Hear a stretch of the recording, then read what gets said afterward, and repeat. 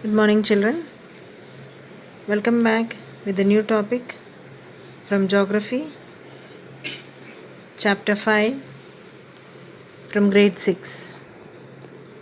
Today we are going to learn about major domains of the Earth. This is Sridevi from Thala Padmavati International School, Warangal. So, children, this topic is given for project work, and let us know in detail about the topic.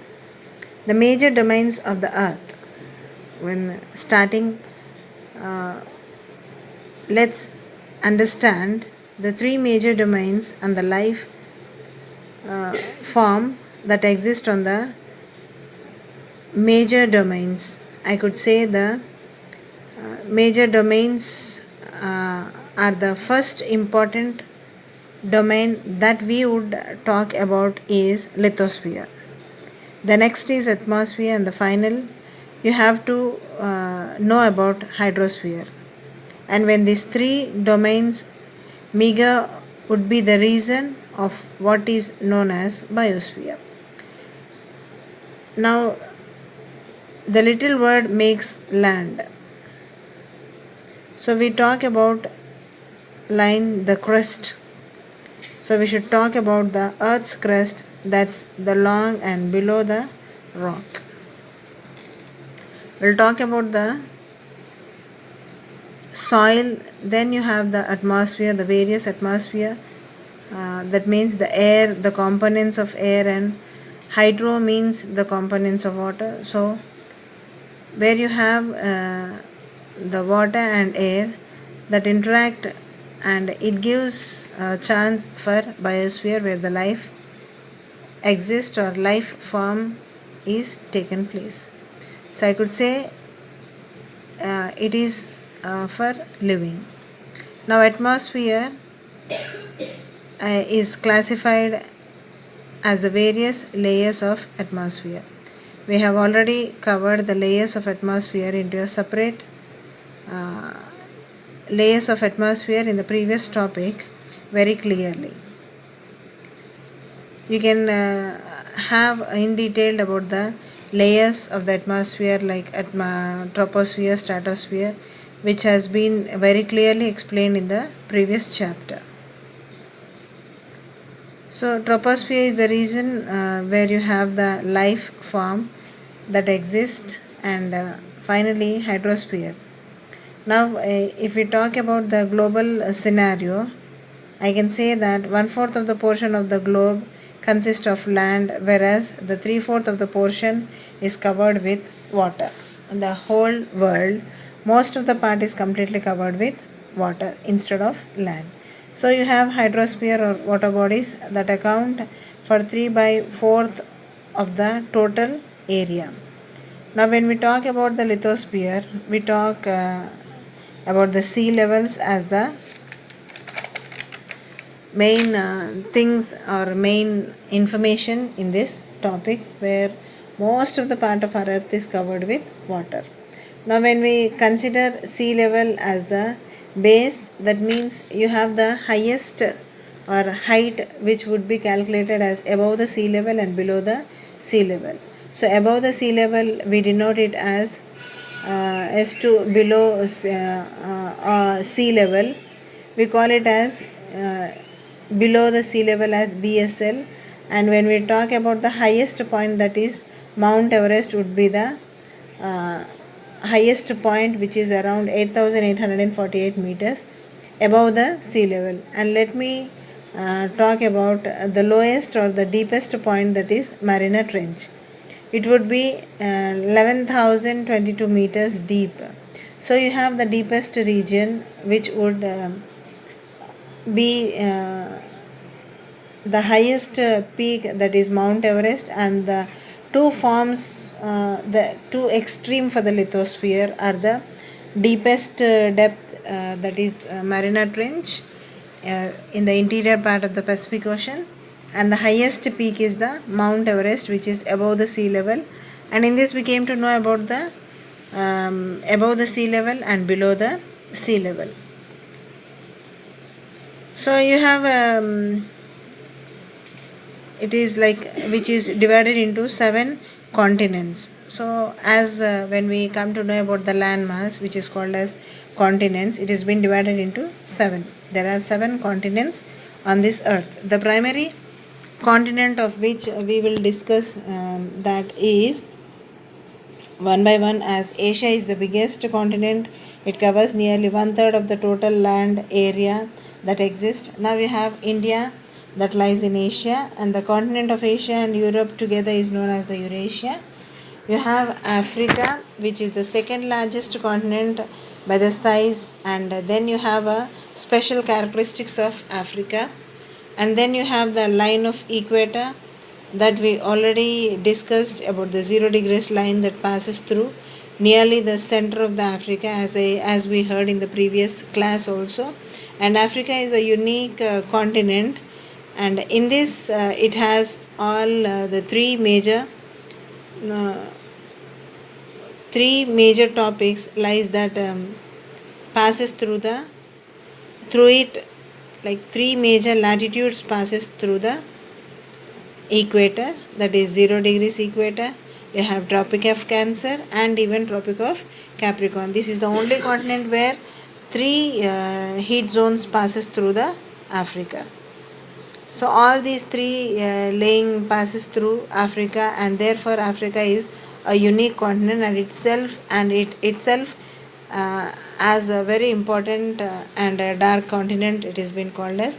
And then you have Europe, which is a kind of smaller continent close to the Atlantic Ocean. And in this here we would be knowing about the Atlantic Ocean beside the Europe, and most of the coastal line of Europe is intended, it means it is the complete border covered to the part of ocean.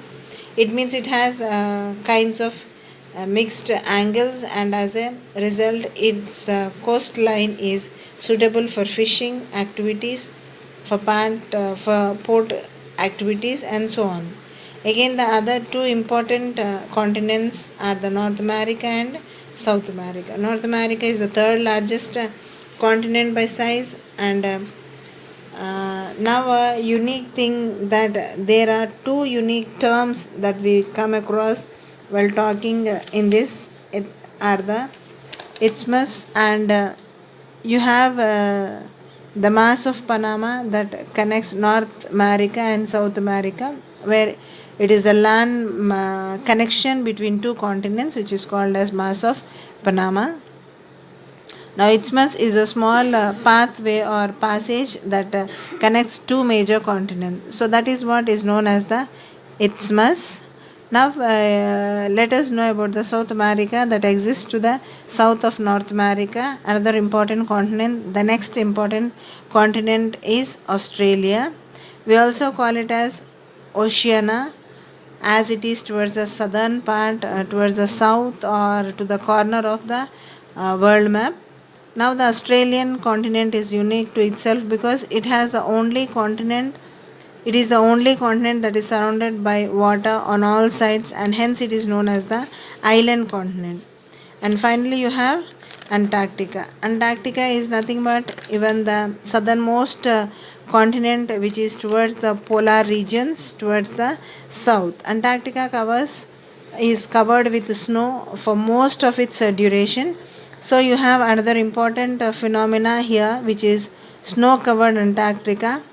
And now we talk about uh, estimates, which is a narrow path of land that connects two major landmass. Similarly, you have another narrow path of water that connects two major ocean bodies, and such a path is known as strait. An important strait that you have might be familiar with the bound strait, which connects Bay of Bengal to Indian Ocean, and runs between India and Sri Lanka, where you can see the connecting line which is passing in between India and Sri Lanka. So you have a Pak Strait that exists between India and Sri Lanka, that is the land, as we heard just now in the previous about Panama, Mass Panama, which is connecting two continents, North America and South America. In the same way, India is being connected with the land connection between Sri Lanka, which is called as Pak Strait,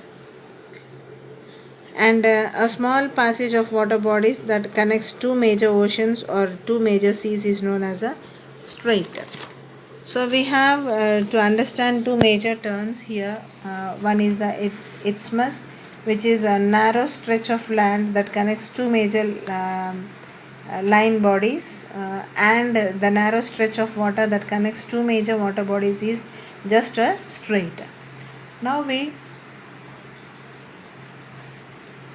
talk about the major continents. We have discussed about the major continents. Now the next important thing that we must look is about the oceans. When we come out with the idea of oceans, there are four major oceans on this earth. As I told you, the earth is mostly covered with more percent of water, that is 3/4 of the part of earth is covered with water. So in this we are going to learn about the hydrosphere. The basic or the very important oceans are the Pacific Ocean, Atlantic Ocean, Indian Ocean, and Arctic Ocean. Now after Arctic Ocean, has the name suggests, that is near to the Arctic Sea. So region surrounding the Arctic Circle would be the Arctic Ocean, confined to the North Pole, and it connects to the Pacific Ocean through another strait here, which is known as the Bering Strait. Here that exists, and now this connects Arctic Ocean to the Pacific Ocean, and as I said you, the region between Americas and Europe and Africa are the S-shaped regions in the Atlantic Ocean, and all the region that surrounds this would be the Pacific Ocean. So in this Pacific Ocean, it is a circular in shape and covered to most part of the whole earth.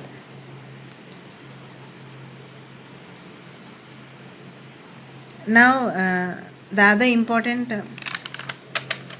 topic we discuss is the characteristics for the Pacific Ocean.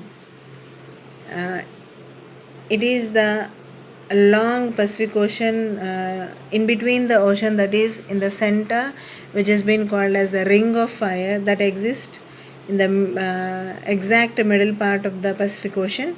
So it is the active place for the active volcanoes and volcanic belt. I can say that the belt is mostly confined for major volcanic eruptions and even earthquakes. So you have the Pacific Ring of Fire, as it is known as, with its name due to such actions in the interior part of the earth, and these regions are particularly said as the Pacific Ring of Fire. So from globe, you see it would be a kind of circular region which is seen, and it's known as a ring of fire, and it has its own importance. It has importance in the phenomena of the wind currents that flow in the region that Atlantic region receives and is surrounded between America and Europe. And the other important thing where we talk is about the atmosphere. The most important thing where we talk is the earth is the planet which is completely covered with the air, which is called as the atmosphere. So now we are going to see about the other important realm of the earth, that is atmosphere. Moving on to the atmosphere and the layers of atmosphere, we have already had a separate lesson where we discussed about the layers of the atmosphere. So we will have a good idea about what it is and how many layers are present, what are the layers important, and what is found in the different layers of the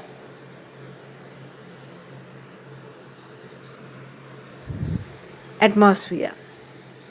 When we talk about the composition of atmosphere, we have nitrogen that accounts around 78%, and it is roughly makes around 3/4 of the Earth's atmosphere. and more than three-fourths of the total atmosphere. Gases like nitrogen accounting for 78%, oxygen is accounting for 21%. Then you have other gases which includes argon, and you have carbon dioxide and so on. Oxygen is important for life, for breathing, and inspiration activities or respiration activities are being taken place. And you have carbon dioxide which provides warmth to the atmosphere, so it absorbs heat, and it is good for plants and their growth.